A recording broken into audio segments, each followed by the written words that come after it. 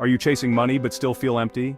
What if the real path to fulfillment isn't in your bank account? Discover why making money your master could be costing you your purpose. Remember to like and subscribe for more God's Blueprint to Wealth videos. If you have any suggestions for biblical financial principles topics, please leave a comment. Life is full of choices, both big and small, and every day we find ourselves standing at countless crossroads.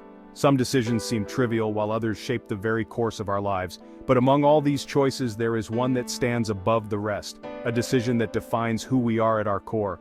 The most important choice is this: who sits on the throne of your heart? Who truly reigns over your desires, your ambitions, your fears, and your dreams? This throne is not just a symbol, it's the seat of your deepest loyalty. Jesus put it plainly: no one can serve two masters. You cannot serve both God and money. These words aren't just a warning, they're a call to examine what truly rules our lives. This isn't just advice, it's a spiritual law woven into the fabric of our existence. We are all serving something, whether we realize it or not. Picture a fork in the road. One path is wide, glittering with promises of more possessions, more status, more control. This is the path of mammon, the pursuit of wealth and worldly success, always urging you to chase after the next big thing, never satisfied, always hungry for more. The other path is narrower, less traveled, but it is lit by faith. It offers peace, contentment, and eternal significance, the path of devotion to God. Here, you find meaning not in what you own, but in who you are becoming.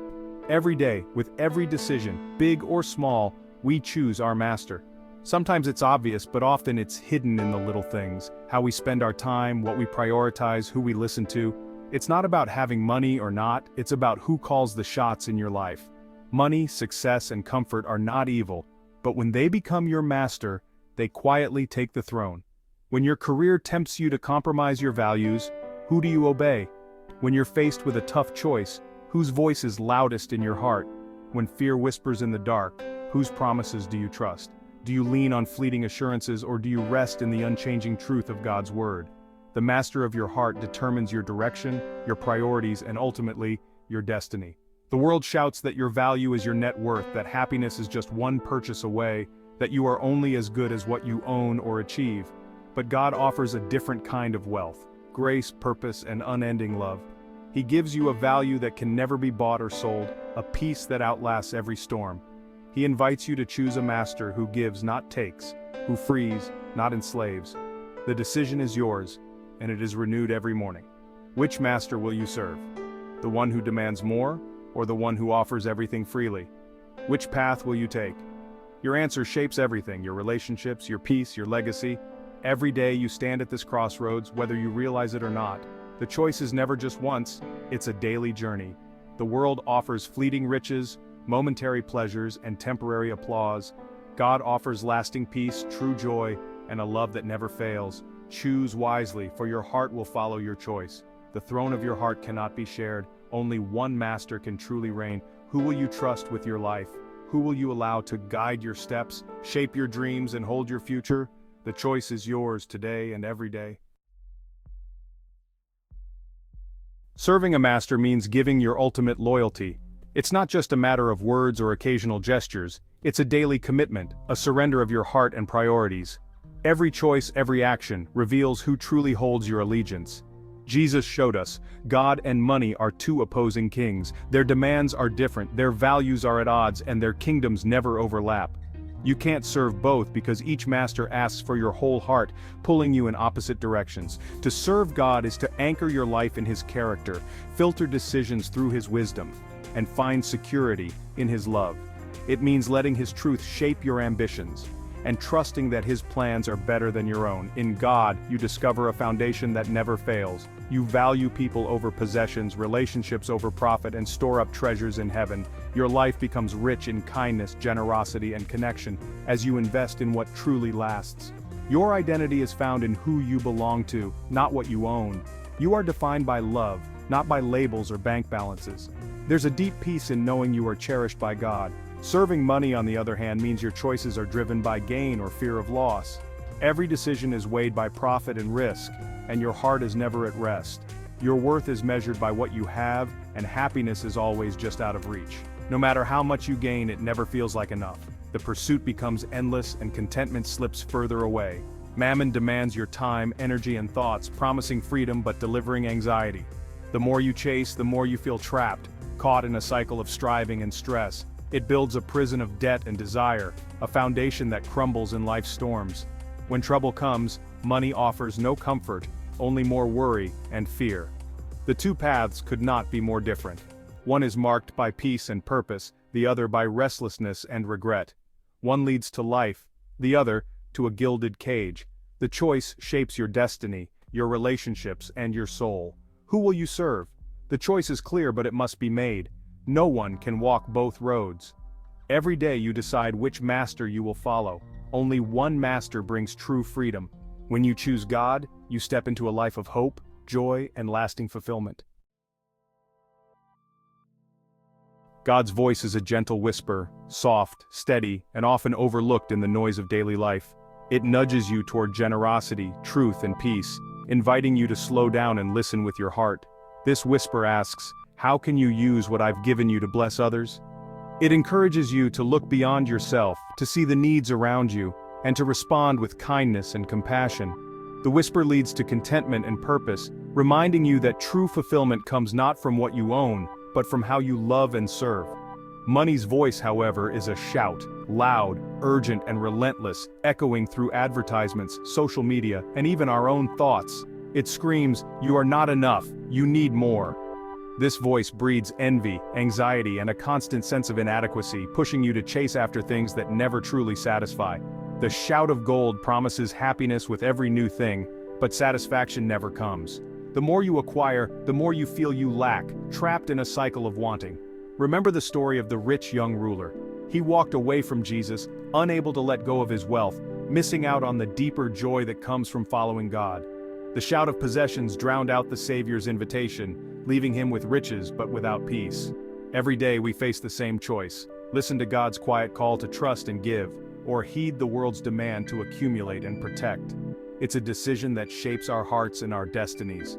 One voice calms the soul, bringing clarity and rest. The other agitates it, stirring up restlessness and worry. One offers lasting peace and joy that endures. The other, a fleeting thrill that quickly fades, leaving you searching for more. Tune your ear to the whisper of God. Make space for silence, reflection, and prayer so you can hear His gentle guidance. True treasure is found in His voice, in the quiet moments where you sense His love and direction. Which voice will you follow? The choice is yours, every day, every moment. Listen closely, and choose the path that leads to life. Imagine a day serving money. You wake up anxious, rush through breakfast, and spend the day chasing numbers and status. Every interaction is a calculation, every decision about profit. Evenings are distracted, sleep is restless, and joy is scarce. Now imagine a day serving God. You wake with gratitude, pray for wisdom, and connect with loved ones. Work is done with integrity. Colleagues are people to serve, not competitors. Decisions are guided by faith, not fear. Evenings are peaceful, rest is real, and your worth is secure in God's love. The master you choose shapes every moment. One life is driven by anxiety, the other by peace. The difference is not in circumstances, but in the heart's allegiance. Who will you serve today? The choice is yours every morning. When money is your master, it doesn't free you, it binds you. The chains start as ambition and drive, but soon become anxiety and fear. The pursuit of more becomes a treadmill. Joy is replaced by worry. We become slaves to our possessions, spending time and energy protecting what we have. Relationships suffer as people become commodities, and envy takes root. Generosity fades, replaced by suspicion and competition. The heaviest chain is spiritual money crowds out God, leaving us spiritually impoverished. We gain the world but lose our soul. Often we don't notice the weight until we can barely move. Breaking free starts with recognizing the bondage. Only God can shatter these chains. Mammon promises happiness but delivers emptiness. Don't let your life be owned by what you own. Choose the master who sets you free. True wealth is found in God, not in gold.